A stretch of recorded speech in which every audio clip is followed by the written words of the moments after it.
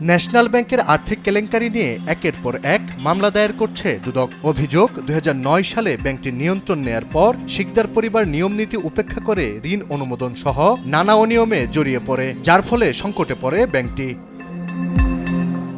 এবার ভুয়া কাগজপত্রে ৯০৩ কোটি টাকা আত্মসাতের অভিযোগে শিকদার গ্রুপের রনহক শিকদার ও পারভিন শিকদার সহ ২৬ জনের বিরুদ্ধে মামলা করেছে দুদক। আসামিদের মধ্যে বাংলাদেশ ব্যাংকের ডেপুটি গভর্নর কবির আহমেদও রয়েছেন।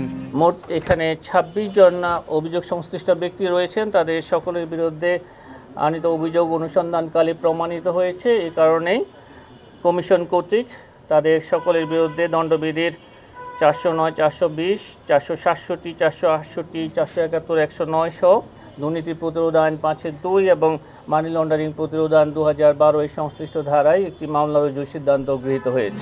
ভিগো ওয়্যার গার্ড প্রয়োজন মতো বাঁকানো যায়, অধিক চাপেও ভাঙে না। ভিগো।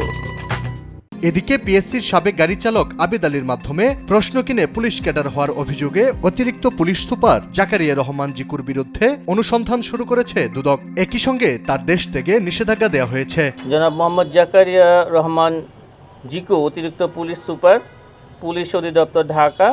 আসামি সৈয়দ আবেদ আলী জীবন, গাড়ি চালক, অবসরপ্রাপ্ত, বাংলাদেশ সরকারি কর্ম কমিশনের সাথে পিএসসি প্রশ্ন ফাঁস চক্রের সাথে জড়িত হয়ে জ্ঞাত আয় বহির্ভূত সম্পদ এবং মানি লন্ডারিংয়ের অভিযোগ আমাদের এখানে অনুসন্ধানাধীন রয়েছে এবং এই বিষয়ে ইতিমধ্যে একটি মামলা রুজু করা হয়েছে।